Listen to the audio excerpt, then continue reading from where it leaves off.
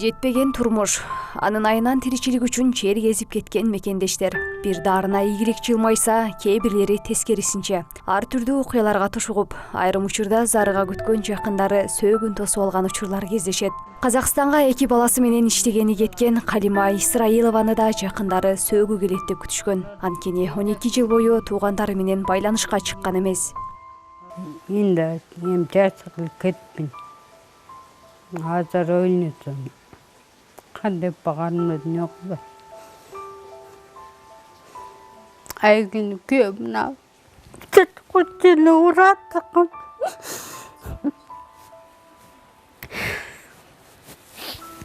Казакстанга жөнөп жатканда Калима Исраилова так сүйлөп жүргөн болсо, бүгүнкү күндө оюн араң түшүндүрөт. Акыл эси ордунда, бирок эшикке кирип чыгуу 12 жыл кулчулукта жүргөн айым үчүн чоң түйшүк.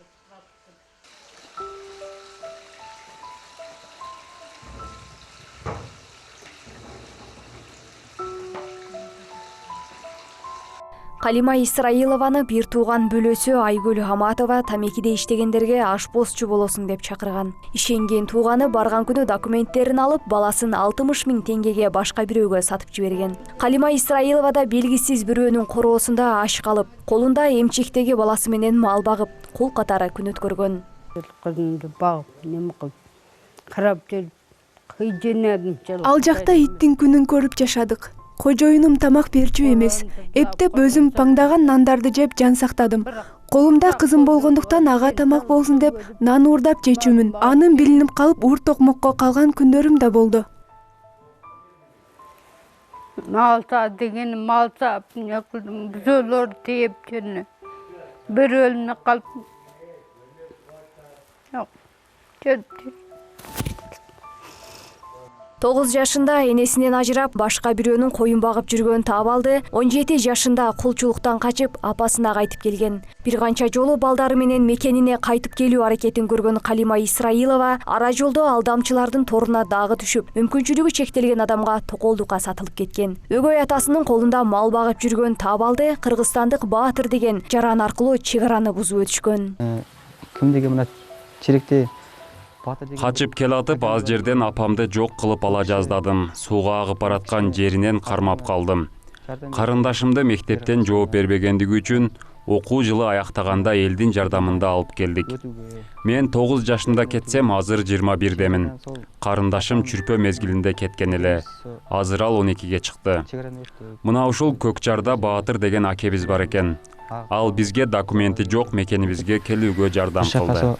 Апрелдин 19-дан таман келдик. 16 апрелде жолго чыгышкан болсо, чек аралардан жашырынып отуруп, 19 апрелде Кыргызстанга келишкен. Кеткен бойдон дарексиз болгон жакындарын туугандары издебеген жери калган эмес. 2014 милиция кызматкерлерине кайрылган менен андан конкреттүү жыйынтык чыккан эмес. Арыз жазайлы десем, сиз арыз жаза албайсыз деди милициялар, роудда балдар.